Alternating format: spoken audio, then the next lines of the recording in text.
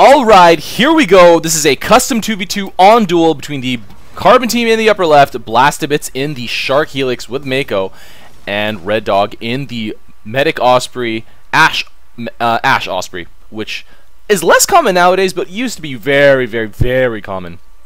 Versus their opponents, the green team in the bottom right, happydeath in the Bunny or Easter Osprey, and Titofigue in the Medic Osprey. Both players are using Mako, and both teams are gonna go pretty hard mid, so pretty standard here. Titofigue and happydeath going with heavy tank. Oh, Gemini in front with Dillo to support, so getting more cost efficient while using the the more tanky, reliable, survivable tank in the front, which is it's a nice little approach. I like that.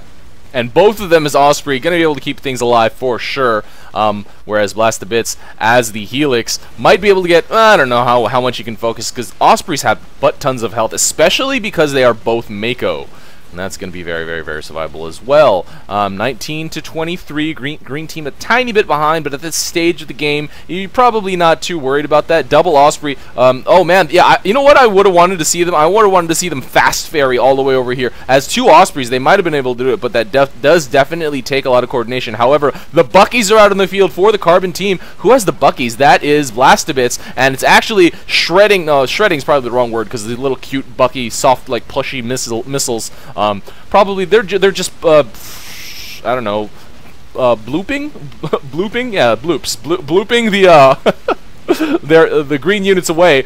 Now the green team is a little bit behind, 31 to 29. More Buckies getting thrown down by BlastToBits. Do any players on the nobody on the green team has bombs in their loadout, which is a shame against Buckies. I don't know if they were aware that they were taking Buckies. This was a custom game, but you know, lots of players tend to not try to counter their opponent's loadouts in sort of just for fun custom games. It makes for better games, I would say, but the green team is definitely falling behind. Well, actually, the Buckies are kind of falling victim to the artillery as well, and it's 25 to 35. I'm talking too much instead of watching, and the green team is now actually getting quite ahead. Lots of Buckies down, but the green mechs are actually distracting the Bucky Fire. happydeath landing there as much as he possibly can to draw the Bucky Fire away from his own units. And yeah, 27 to 38.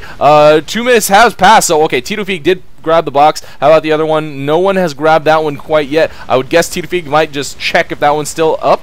No, you need to pay more attention in the mid-fight, I would say. 44 to 30, so the gap is closing just a little bit, but it's still very, very, very much in the green team's favor. Buster's down on the field for the Carbon team, so that's actually probably not enough, though. They really, really need, and the green team's getting really, really close with their T99s. Oh man, lots of death, lots of destruction everywhere right now. Aegis out on the field for the green team, so there is their counter Bucky, but the Aegis cannot really stop that much even in terms of Bucky missiles and Seeker missiles, especially because they fire it so rapidly. happydeath grabbing the second box, and right now we do have RedDog and BlastToBits shifting their fight over to this top right-hand corner. Man, this fight was everywhere in this game so far, and it's only been less than 3 minutes into the game so far. Only one Buster down for the Carbon team. I'd say with the style of fight they're going with, oh man, they are actually pushing out on to that side.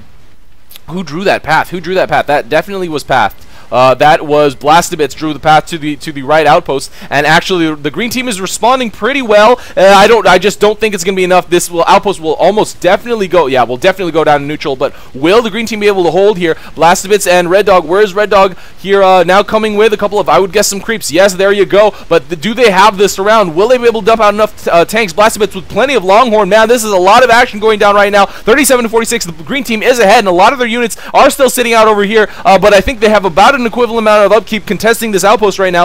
A couple of ratchets down even back here for the Carbon team. The Carbon team gonna be able to hold 4 now, and runner spam, runner spam, keeping the outpost under the control, and the green team's actually falling a little bit behind in this fight. Will they? Oh, but happydeath actually is, turning the tide by shifting the fight over to the Carbon team's forward. Will the Carbon team continue pushing out because they have definitively won this battle. However, they are about even in terms of upkeep, and they will lose this outpost. What does happydeath does have the necessary creep to take this out under their control, and Titofigue has the backup creeps to bunker, missing kind of a little bit, but you know, has enough. So this is a very interesting map split here. The green team has mid and their enemies forward, and the carbon team has their enemies forward. Let's see here. Actually, the carbon team is now refighting. Refighting is actually not a word, but fighting once more for mid. And this actually might get neutralized by creeps eventually if no one actually pays attention to it. But yeah, now mid is once again under contest. So each team has their enemy forward. BlastToBits getting finished off by happydeath in the Osprey. RedDog all by himself here right now. A big clump of green units right now. And okay, no one on the carbon team has bombs either. So man, wow, what a game. RedDog trying to keep up as much as he possibly can all by himself. But BlastToBits is going to come back to the fight sometime soon. But he actually has been able to grab mid against the other two enemy Ospreys. Wow, what? Lots and lots of Osprey action. This is actually the kind of Osprey leapfrog game that I like to see. It's not too artillery heavy, and actually I loved the unit compositions in this game so far. Incredibly varied, and does look like the carbon team is just going to straight push out. Are they going to push and switch to T, or are they going to go for the fort? If they go for the fort, there are plenty of defenses over here. I don't know if they've actually scouted that quite yet. Titofigue coming back. They do realize the push is coming, and they have switched. They have switched back. Oh my god, they're going to go back to their forward. This is just bonkers. Holy crap, BlastToBits has drawn a pad to their forward. Has the green team noticed this yet? Oh man, this game is craziness. happydeath now going to be trying to defend against this counter push, but this is everything that the carbon team has on the field except for one random Bucky that just died right now. So now the carbon units are reaching their forward back once more. This is one of the strangest duel games I've ever seen in my entire life. Lots of goalies down for the carbon team, but a couple rollers down for the green team. The outpost does go down to neutral. Helanovas go down 46 to 48. That unit upkeep is about identical, but a lot of the upkeep is allocated here and here for the green team. So the green team will be losing this fight right now. Plenty of carbon units over here to keep this area under control. Random Dillos and Busters over here. I think that's probably not going to be enough, but they probably will be able to take back their forward now. Titofigue will be here to neutralize it, and happydeath also concentrating on the forward, sending Dillos on patrol, strangely enough, but they will be, against, for example, things like a goalie. Those Dillos on patrol are actually very, very valuable.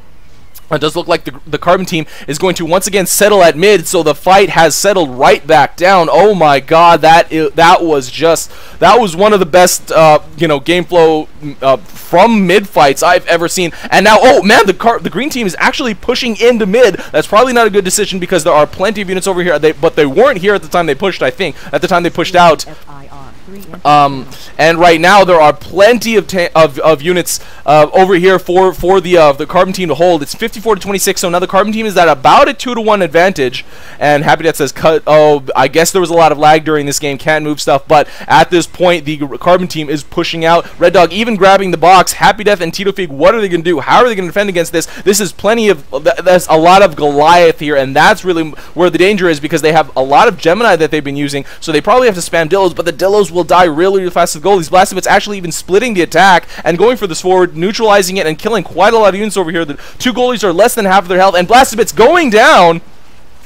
But I don't think this is going to matter. Do any of the carbon or green players have? No, they don't have any boomers or anything like that. So this is probably going to be the killing blow. Does the green team see this coming? I don't know if they're aware that this is actually coming. Both Ospreys are still really focused on the forward, but they at this point they just really need to pull back and defend against pretty much the entire army of the carbon team. Titofigue's still here, but happydeath now realizes, oh man, he has to go back and defend. What do they have? I guess Berthas maybe might be a good decision, or low-level artillery, but at this point, okay, yeah, they're not going to be able to survive this, even with all their units in blocking position. BlastToBits is here to get a surround, and that is it. GG indeed. Whoa. That fight was impeccably even right until the end of that, I don't know, third or fourth mid fight, whatever the hell that was.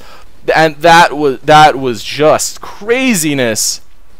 But BlastToBits and RedDog taking this game over happydeath and Titofigue. Wowza, man! Why I really hope we see games like this on the tournament this Saturday, the AirMech 2v2 Maelstrom tournament.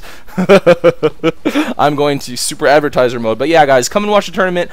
Games like this, I hope you're going to see them And yeah, I really am really hoping to see games this exciting. So come and watch. And if you have signed up, please show up. I'm excited. If this is the kind of thing that we can probably expect, to be honest, then yeah, man, let's go. All right, guys, this is RUI, and that is game. See you next time.